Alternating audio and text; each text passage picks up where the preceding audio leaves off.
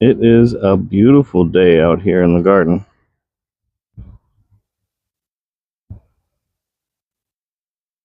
And I remember telling everybody that I would give you an update on how to make the green gold.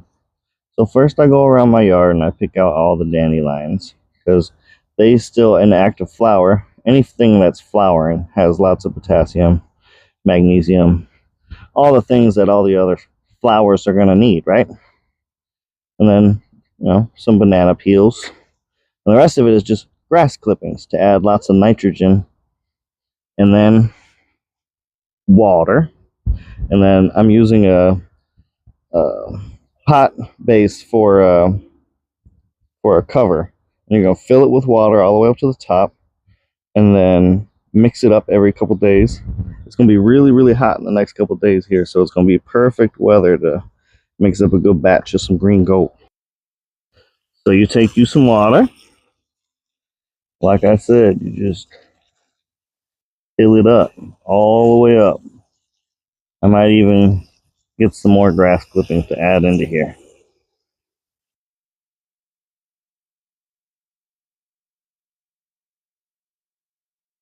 Filling all the way up.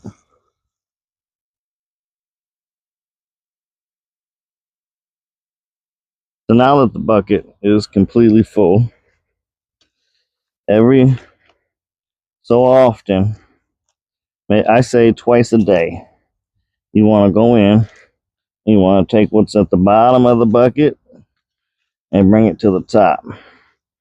And just let it soak and sit in the sun with a lid on it so it can ferment for a good couple days and leach out all that good nitrogen from their soil and potassium from the flowers. The size of the container doesn't matter either. You can use a really large garbage can. I've used this. This is my rain barrel, but I've used this before to make the same green gold before. And you just process is the exact same. You just fill it up to the top and fill it with water. Sit it in the sun and let it leach out all that goodness. And then, when your green gold is all finished, the tools that I like to have on hand is another bucket so that you can pour it through the strainer into the bucket to strain out all the grass clippings, a pitcher, jug, and a funnel so that you can fill up. You're going to need 5 1-gallon jugs or a bigger jug of any sort, just so that you can store it. And then the reason why I store in 1-gallon jugs is because I mix it 50-50 with water. So when I'm using it, I use 1 jug of the green gold and just 1 gallon of normal water, and then I go in and mix it in through my veggie garden, which you can see right now the tomato plants are only about maybe 2 feet, 2.5 feet tall. By the end of summer, they'll be 6 feet, 7 feet tall.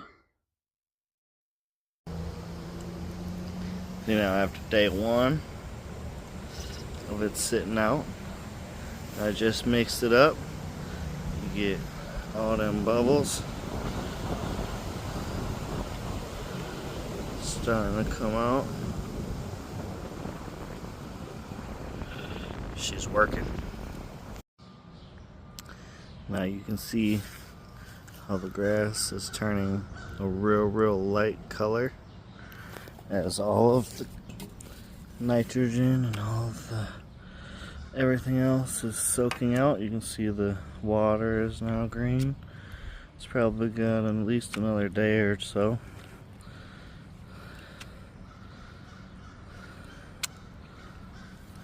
But it's almost there. Just got done stirring it up. Now you can see all the bubbles, all the enzymes and everything coming up to the top. But you can see, like I said, that water is soaking all that nitrogen and everything else out of that grass. We'll be able to bottle it up in a day or 2. This is how you know when your green gold is all done, you get all of the amino acids and everything to float to the top, and you got a white film at the top. You know, everything's been leached out of your grass clippings and everything else. So I'm going to give this a good mix, and we're going to bottle it up. So all I've done now is pour the bucket into this one. Now I'm going to take the grass here, put it in my strainer, and just squeeze the remaining juice out of it and put it aside for now. And then when your green gold is all jarred up, it's ready to go.